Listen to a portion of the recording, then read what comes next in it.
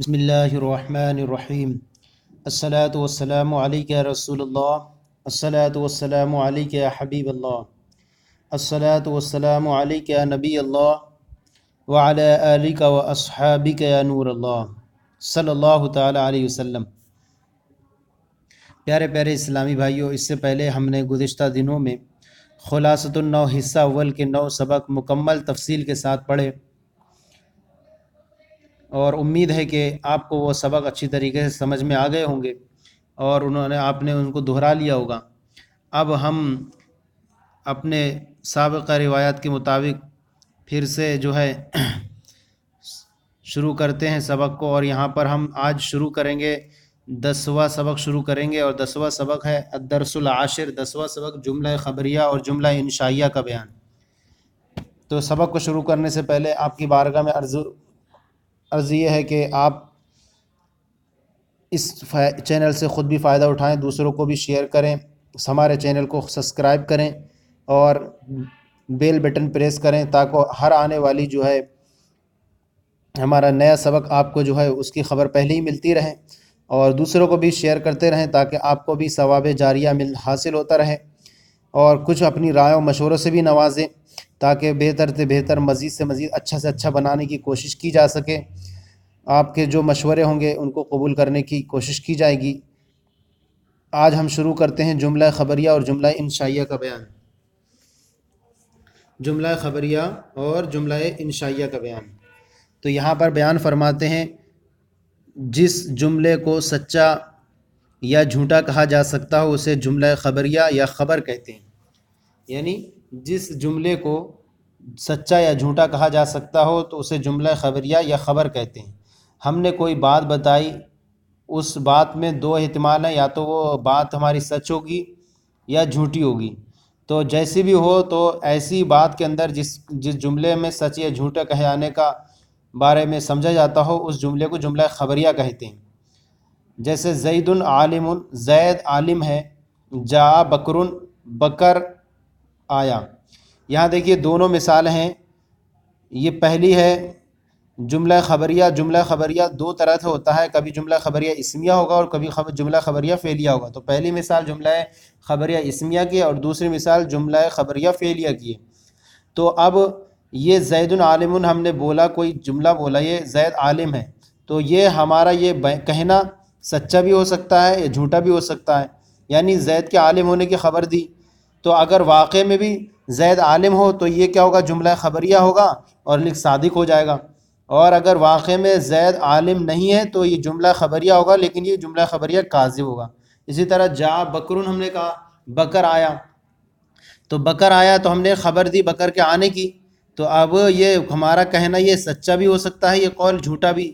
تو اگر یہ ہم نے جملہ بولا ہے اور جملہ واقع کے مطابق بھی ہو جائے، زید بکر آیا ہی ہے، تو یہ جملہ خبریہ صادق ہو جائے گا، اور اگر نہیں آیا تو جملہ خبریہ کاذب ہوگا۔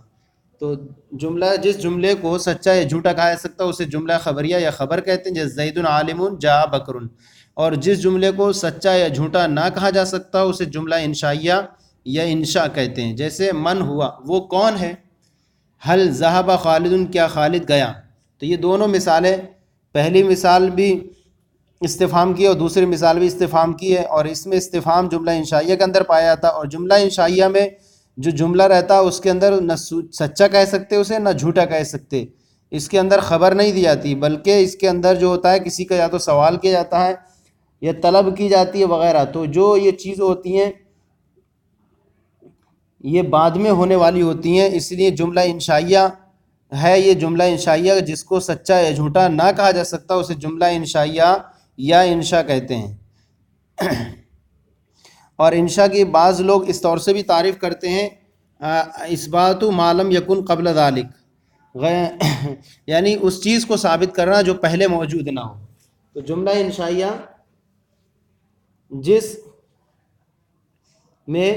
جس کے کہنے والے کو سچا یا جھوٹا نہ کہا جا سکتا ہو، جیسے کہ من ہوا، وہ کون ہے، حل ذهب خالد، کیا خالد گیا۔ تو جملہ خبریہ اصل دو طرح سے ہوتا ہے، جملہ اسمیہ ہوگا یا جملہ فعلیہ ہوگا، اور جملہ جو انشائیہ ہوتا ہے تو اس کی کافی قسمیں ہیں، وہ قسموں کو بیان کر رہے ہیں کہ جملہ انشائیہ میں ہم ہوگا تو ہم اس کو پہچانیں گے کیسے کہ جملہ انشائیہ کی کون سی قسم ہے، تو وہ تفصیل بیان کر رہے ہیں کہ جملہ انشائیہ کی کون کون سی قسمیں ہیں۔ یہاں ہماری کتاب میں جملہ انشائیہ کی 8 قسمیں بیان دی ہیں، ہم اس کو پڑھیں گے کہ بعض کتابوں میں جو ہے جملہ انشائیہ کی 12 قسمیں بیان کی ہیں اور بعض میں 2 کو الگ کر کے جو ہے 13 بیان کی ہیں۔ تو ہم یہاں پر پڑھتے ہیں سب سے پہلے جملہ انشائیہ کی اپنی کتاب کے مطابق 8 قسمیں، پھر اس کے ایکسٹرا الگ سے 2-4 اور ہم مثالیں پیش کریں گے تاکہ آپ کے سامنے اگر ان کے علاوہ کچھ اور قسمیں آتی ہیں تو آپ کو پریشانی نہ ہو، آپ فوراً سمجھ جائیں کہ یہ جملہ انشائیہ ہے۔ تو یہاں پر فرماتے ہیں جملہ انشائیہ کی اقسام، جملہ انشائیہ کی کئی اقسام ہیں جن میں سے بعض قسمیں یہ ہیں۔ تو یہاں پر دیکھیے انہوں نے کئی اقسام ہیں کہہ دیا اور بعض قسمیں یہاں دی ہیں، پوری یہاں نہیں دی ہیں، اس لیے بیان فرماتے ہیں امر۔ امر کسے کہتے ہیں؟ ہم تعریف بھی ساتھ کرتے جائیں گے، وہ جملہ جس میں کسی کام کا حکم دیا گیا، یعنی جس میں کسی کام کا حکم دیا جائے، جیسے انصر تو مدد کر، یعنی انصر تو مدد کر، اضرب تو مار، ادخل تو داخل ہو۔ جس طرح کبھی کوئی کام ہو، اس کام کے اندر کسی کا حکم دیا جائے تو وہ کیا ہوگا؟ امر ہوگا۔ تو یہ بھی انشاء کی پہلی قسم ہے، وہ امر، وہ جملہ جس میں کسی کام کا حکم دیا گیا ہو، جیسے انصر تو مدد کر، تو یہ بھی جملہ انشائیہ میں شامل ہوگا۔ دوسرا نمبر جملہ ہے نہیں، وہ جملہ جس میں کسی کام سے روکا گیا ہو، جیسے لا تکفر، تو کفر نہ کر، لا تکفر تو کفر نہ کر، تو یہ جملہ انشائیہ ہے اور جملہ انشائیہ نہیں ہے، یعنی تو کفر نہ کر، تو یہ یہاں پر بھی کسی کام سے روکا جا رہا ہے، یہ بھی جملہ انشائیہ میں شامل ہوگا۔ تیسرا ہے استفہام۔ استفہام وہ جملہ جس میں سوال کیا گیا ہو، کوئی چیز اگر سوال کیا جائے تو وہ بھی کس میں شامل ہوگا؟ جملہ انشائیہ میں شامل ہوگا۔ اگر کسی کا ذریعے سوال کیا جا رہا ہے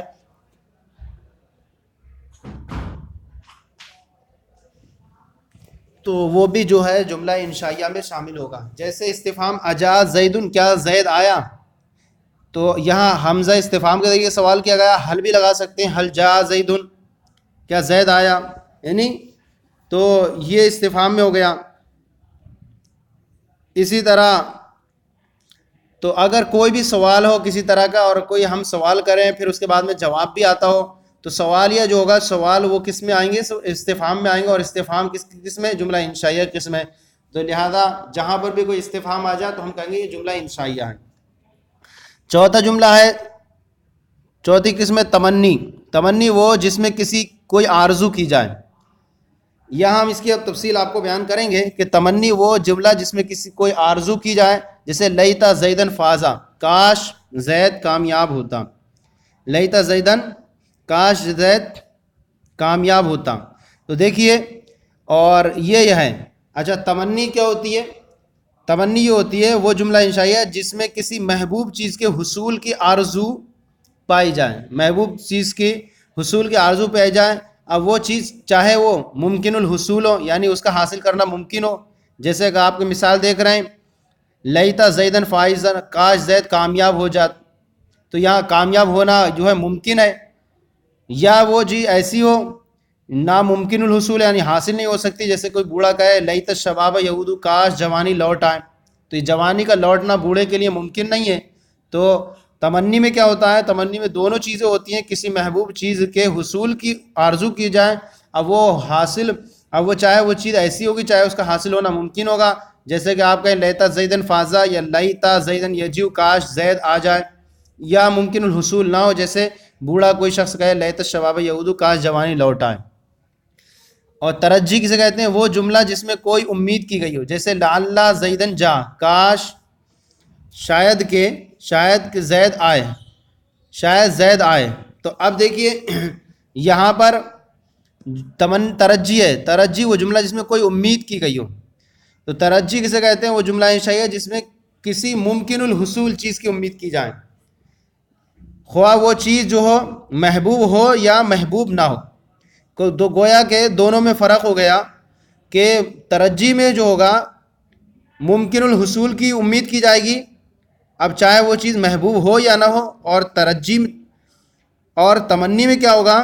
کسی محبوب چیز کے، صرف محبوب چیز کے حصول کی آرزو کی جائے گی، اب چاہے وہ چیز ممکن الحصول ہو یا ممکن الحصول نہ ہو۔ اور یہاں ترجی میں کیا ہوگا؟ صرف ممکن الحصول کی امید کی جائے گی، اب چاہے وہ محبوب ہو یا نہ ہو. تو تمنی اور ترجی میں دو طرح سے فرق ہو گیا کہ تمنی میں جس چیز کی آرزو پائی جاتی ہے وہ محبوب ہوتی ہے، چاہے اس قطع نظر اس سے کہ وہ ممکن ہو یا محال ہو، اور ترجی میں جس چیز کی امید کی جاتی ہے وہ ممکن ہی ہوتی ہے، اب چاہے وہ محبوب ہو یا مکروہ. تو یہ دونوں فرق ہو گئے اس میں. لیت لعل زیدن جاء، کاش شاید کہ زید آئے. تو اس طرح سے دونوں میں فرق ہو گیا. میں نے یہ بیان کر دیا، حالانکہ اس میں نہیں ہے، تاکہ آپ کے لیے آگے چل کے بھی آسانی ہو تمنی و ترجی کو چلنے میں، پہچاننے میں. عقود، عقود کسے کہتے ہیں؟ وہ جملے جن سے کوئی عقد کیا جائے، چاہے وہ عقد خرید و فروخت ہو، چاہے عقد نکاح وغیرہ ہو، تو وہ کس میں شامل ہوگا؟ عقود. عقود وہ جملہ جن کے ذریعے کوئی عقد منعقد کیا جائے، کوئی معاملہ وغیرہ، جیسے بیتو میں نے بیچا، نکحتو میں نے نکاح کیا، یا اشتریتو میں نے نکاح کیا. اور بھی تو مثالیں لا سکتے ہیں، اشتریتو میں نے خریدا، حررتو غلامی میں نے اپنے غلام کو آزاد کیا. یہ ساری مثالیں کس میں جائیں گی؟ عقود میں جائیں گی. تو یہ بھی کیا ہوگا؟ جملہ انشائیہ کی چھٹی قسم ہے. یہ 7ویں قسم ہے قسم، یعنی اگر کوئی قسم کھائی جا رہی ہے کسی بات پر تو وہ بھی کس میں شامل ہوگا؟ کہ جملہ انشائیہ میں ہوگا. قسم وہ جملہ جس میں کوئی قسم کھائی گئی ہو، جیسے احلفو باللہ میں اللہ کی قسم کھاتا ہوں، میں اللہ کی قسم کھاتا ہوں. تو جس میں جو قسم مشتمل ہو، تو میں اللہ کی قسم کھاتا ہوں، تو جملہ قسمیہ بھی کس میں شمار ہوگا؟ جملہ انشائیہ میں شمار ہوگا. 8واں جملہ ہے، 8ویں قسم اس کی دعا. وہ جملہ جس میں دعا کی گئی ہو، جیسے یرحمنا اللہ، اللہ تعالی ہم پر رحم فرمائے، اللہ تعالی ہم پر رحم فرمائے. تو اب یہ دعا، چاہے وہ دعا کسی کے حق کے لیے ہو، چاہے وہ دعا کسی کے خلاف ہو، وہ دونوں کس میں شامل ہوں گی؟ انشائیہ میں شامل ہوں گی. تو یہ ہماری کتاب کے مطابق جملہ انشائیہ کی یہاں پر 8 قسمیں بیان کی ہیں. میں بعض قسموں میں بعض کتابوں میں 13 قسمیں بیان کی ہیں جملہ انشائیہ کی، اور بعض کتابوں میں 12 قسمیں بیان کی ہیں. تو جو الگ ہیں ان کے علاوہ ان کو میں بیان کر دیتا ہوں، تاکہ آپ کے سامنے اس کے علاوہ اگر کوئی قسمیں آئیں تو آپ فوراً پہچان لیں کہ یہ بھی جملہ انشائیہ ہے. 8 کے بعد 9ویں ہم اس کو مثال کو رکھ لیں ندا. اگر آواز کسی کو پکارنے کے لیے کیا جا رہا ہے تو وہ بھی کس میں جائے گا؟ جملہ انشائیہ میں. جیسے یا موسیٰ، اے موسیٰ، تو یہ بھی جملہ انشائیہ میں شمار ہوگا. اور جیسے عرض ہو، عرض کسے کہتے ہیں؟ عرض کہتے ہیں کہ کسی شخص سے کسی جملہ انشائیہ جس کے ذریعے کسی کام پر نرمی سے ابھارا جائے، کوئی کام پہ ابھارنے کے لیے نرمی سے کہا جائے، تو وہاں پر بھی جملہ انشائیہ میں شامل ہوگا. جیسے آپ کہیں الا تنزل بنا فتصیب خیرا، آپ ہمارے یہاں کیوں نہیں آتے تاکہ آپ بھلائی کو پہنچیں؟ آپ ہمارے یہاں کیوں نہیں آتے کہ آپ بھلائی کو پہنچیں؟ تو یہ بھی جملہ انشائیہ کی 10ویں قسم ہو گئی. 11ویں قسم دیکھیں، جیسے ہے مدح اگر کسی کی تعریف کریں تو وہ بھی کس میں؟ جملہ انشائیہ میں ہوگا. جیسے کہ نعم العبد ایوب، ایوب کتنا اچھا بندہ ہے، ایوب کتنا اچھا بندہ ہے، تو یہ بھی جملہ انشائیہ کی قسم میں شمال ہوگا. مذمت کریں کسی کی تو وہ بھی جملہ انشائیہ میں آگا. جیسے بئس العدو الشیطان، شیطان کتنا برا دشمن ہے، تو یہ بھی جملہ انشائیہ میں شامل ہوگا. 12 قسم ہو گئی. 13ویں قسم انہوں نے بیان کی ہے تعجب، یعنی کسی چیز پر اگر ہم تعجب کا اظہار کریں، جس میں کسی تعجب کا اظہار کیا جائے تو وہ بھی جملہ انشائیہ میں ہوگا. جیسے ما احسنہ کیا ہی حسین ہے، تو یہ بھی جملہ انشائیہ میں شامل ہے. تو اس طرح سے یہ 13 قسمیں ہو گئیں، 8 ہماری کتاب کے مطابق اور 5 الگ سے میں نے بیان کی، تاکہ آپ کے سامنے الگ سے اگر کہیں آئیں تو آپ فوراً پہچان لیں کہ یہ بھی اس میں شامل ہے. 8 تو یہ ہوئیں، ان کے علاوہ عرض ہو گئی، ندا ہو گیا، مدح ہو گیا، مذمت ہو گیا، اور تعجب ہو گیا. تو یہ 13 قسمیں جملہ انشائیہ کی. تو ان میں سے اگر کوئی بھی آ جائے تو وہ جملہ انشائیہ میں شمار ہوگا. آپ نے یہ سبق پڑھا، اس سبق کے اندر جملہ انشائیہ اور خبریہ کی تعریف کی کہ جملہ خبریہ وہ کہتے ہیں جس کے کہنے والے کو سچا، جس سے جملے کو سچا یا جھوٹا کہا جا سکتا ہو، اور جملہ خبریہ کبھی اسمیہ ہوتا ہے، کبھی فعلیہ ہوتا ہے. اور جملہ انشائیہ کہتے ہیں جس جملے کو سچا یا جھوٹا نہ کہا جا سکتا ہو. پھر جملہ انشائیہ کی جو ہیں یہ 8 قسمیں یہ ہیں، اور 5 ایسے تو ہوا کہ 13 ہو گئیں. یہ ہو گیا نوٹ بیان فرما رہے ہیں. جملہ انشائیہ کے علاوہ ہر جملہ خبریہ ہوتا ہے. جملہ انشائیہ کے علاوہ اب جتنے بھی جملے آئیں گے ان 13 کے علاوہ جملہ خبریہ میں شامل ہوں گے. تو یہ ہمارا سبق مکمل ہو گیا جملہ خبریہ اور جملہ انشائیہ کا بیان. اب ہم اس کے تحت آگے چلتے ہیں، اور آگے جو ہے ہم نے طریقہ کار یہ رکھا ہے کہ ہم اپنے سبق کے تحت جو ہے دوسری اور تیسری تمرین کو حل کرتے ہیں، پہلی کو چھوڑ دیتے ہیں، کیونکہ پہلی تمرین جو اس بات پر مشتمل رہتی ہے کہ وہ طلبہ سے سننے اور سنانے پر اس کا تعلق رہتا ہے، لہذا اس کو چھوڑ کر ہم دوسری اور تیسری تمرین کو حل کریں گے. اور دوسری تمرین میں کچھ غلطیاں رہتی ہیں، ان غلطیوں کی درستگی رہتی ہے. اور تیسری تمرین جو ہے سبق ہم نے کتنا اچھا سمجھا ہے، اس سبق کے اگر سمجھا اچھی تو تمرین تیسری اچھی طریقے سے حل کر سکتے ہیں. تو ہم تمرین نمبر 2 حل کریں گے. تمرین نمبر 2 ہے غلطی کی نشاندہی فرمائیں. تو غلطی کی نشاندہی فرمائیں، یہ جو ہے جملہ ہے، اس میں ایک جملہ نمبر 1 ہے جن جملوں سے کسی عقد کے بارے میں خبر دی جائے، جن جملوں سے کسی عقد کے بارے میں خبر دی جائے انہیں عقود کہتے ہیں. تو یہ درست نہیں ہے، بلکہ یہاں پر ہم نے جو پڑھا وہ ہے جس میں جن جملوں میں کوئی عقد کیا جائے، خبر نہ دی جائے، جن جملوں میں کوئی عقد کیا جائے تو انہیں عقود کہتے ہیں.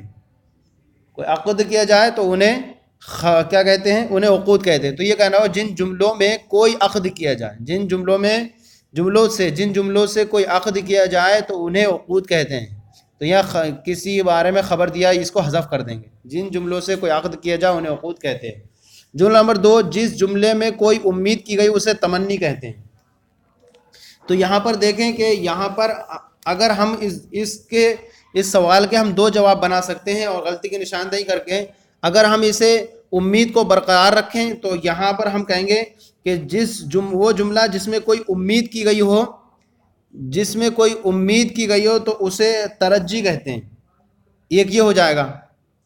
اور اگر ہم امید کو ہٹا دیں تو وہاں پر رکھنا ہوگا وہ جملہ جس میں کوئی آرزو کی گئی ہو، تو اسے تمنی کہتے ہیں. تو گویا کہ دونوں صورتوں میں تھوڑا سا تبدیلی کی ضرورت ہے. اگر ہم امید ہٹا کر کے آرزو کر دیں تو پورا جملہ درست ہو جائے گا، تمنی کہنا. اور اگر ہم امید کو برقرار رکھیں تو لاسٹ میں جو تمنی ہے اس کو ہمیں ترجی سے بدلنا ہوگا. تو اب جس جملے میں کوئی امید کی گئی ہو تو اسے ترجی کہتے ہیں، یہ ہو جائے گا تمنی کی جگہ. اور جس جملے میں کوئی آرزو کی گئی ہو تو تمنی کہتے ہیں اسے. تو یہ ہماری تمرین نمبر 2 کا غلطی کی نشاندہی کیجیے، درست ہو گیا. تمرین نمبر 3 ہے. تمرین نمبر 3 میں جو ہے جملہ خبریہ اور جملہ انشائیہ دیے ہیں. جملہ خبریہ اور جملہ انشائیہ کو ہمیں الگ الگ کرنا ہے. آپ اس کو ٹیبل بنا کر بھی لکھ سکتے ہیں کہ پہلے ہم نے مثال لکھیں، اس کے بعد ٹیبل بنائیں جملہ خبریہ کا. جملہ خبریہ میں چاہے اسمیہ رکھ دیں، بعد میں اسمیہ یا فعلیہ، اور پھر جملہ انشائیہ رکھیں. تو جملہ جو انشائیہ ہے اس میں پھر ٹک مارتے جائیں کہ کون سا ہے جملہ خبریہ، جملہ انشائیہ میں کون سی قسم میں شمار ہے یہ. تو اس طرح سے آسانی ہو جائے گی. ٹھیک ہے، ہم حل کرتے ہیں اس کو. اللہ خالق کل شیء، اللہ ہر چیز کا پیدا کرنے والا ہے. یہاں پر یہ اللہ ہر چیز کا پیدا کرنے والا ہے، یہ جملہ خبریہ ہے، اور جملہ خبریہ میں اسمیہ ہے کہ یہاں پر جو ہے خبر دی جا رہی ہے. لینصر خالد، چاہیے کہ خالد مدد کرے. خالد کیا کرے؟ مدد کرے. تو یہاں پر جو ہے یہ امر ہے، اور امر غائب ہے جو بھی ہے. چاہیے کہ خالد مدد کرے، تو یہاں پر جملہ انشائیہ ہے. تحفۃ المؤمن، اور انشائیہ میں امر ہے. تحفۃ المؤمن الموت، مومن کا تحفہ موت ہے. تو یہ جو ہے جملہ خبریہ، اور جملہ خبریہ میں یہ اسمیہ ہے کیونکہ یہاں پر اسم سے شروعات ہو رہی ہے، اس کی مضاف ہے، اور مضاف ہونا اسم کا خاصہ لہذا اسمیہ ہوگا. چوتھا جملہ اشتریت الکتاب، میں نے کتاب خریدی. یہ کیا ہے؟ عقود ہے. جملہ انشائیہ اور جملہ انشائیہ میں کیا یہ عقود ہے. جملہ انشائیہ میں عقود ہے، میں نے کتاب خریدی، کوئی معاملہ وغیرہ کیا جائے. پانچواں جملہ حل سمعت صوتن، کیا تو نے آواز سنی. یہ جملہ انشائیہ ہے اور سوال کیا جا رہا ہے، استفہام ہے. جملہ انشائیہ میں استفہام ہے. انصر الفقیرہ، تو فقیر کی مدد کر. یہ جملہ انشائیہ میں امر ہے. بعت القلم امسی، میں نے گزشتہ کل قلم بیچا. تو یہاں پر یہ جملہ ایک اعتبار سے دیکھیں تو یہ جملہ انشائیہ ہونا چاہیے، لیکن یہاں جملہ انشائیہ نہیں ہے بلکہ جملہ خبریہ ہے، کیونکہ اگر یہاں صرف امسی نہیں ہوتا تو یہ متعین ہو جاتا ہے کہ عقود میں سے ہے، اور عقود کا معاملہ کہتے ہیں کہ جس وقت کوئی معاملہ چل رہا ہو تو اس کو شمار کریں گے عقود میں اور جملہ انشائیہ میں. اور امسی نے اس بات کو وضاحت کر دی کہ یہ معاملہ پہلے ہو چکا ہے زمانہ گزشتہ میں، اور جب زمانہ گزشتہ میں ہو چکا ہے تو گویا کہ خبر دی جا رہی کسی کے بارے میں، اور جب خبر دی جائے تو وہ جملہ خبریہ بنتا ہے، انشائیہ نہیں. تو امسی نے اس کو متعین کر دیا ہے کہ جملہ خبریہ، میں نے گزشتہ کل قلم بیچا، تو یہاں خبر دی جا رہی ہے، لہذا امسی کی وجہ سے یہ اب عقود میں شامل نہیں ہوگا بلکہ جملہ خبریہ ہے، اور جملہ خبریہ میں فعلیہ ہے کیونکہ فعل سے شروع ہو رہا ہے. لیتا خالدن جا،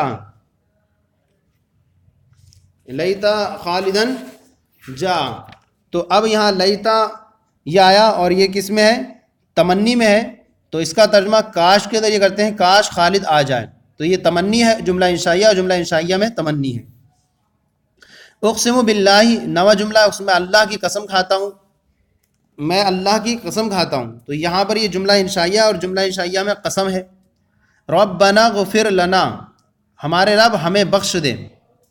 یہ جملہ انشائیہ ہے اور جملہ انشائیہ میں دعا ہے، اور دعا جو ہے جملہ انشائیہ میں شامل ہے. یہ 10واں جملہ ہو گیا. 11واں جملہ ہے لا تظلم الناس، تو لوگوں پر ظلم نہ کر. جملہ انشائیہ ہے اور جملہ انشائیہ میں نہیں ہے.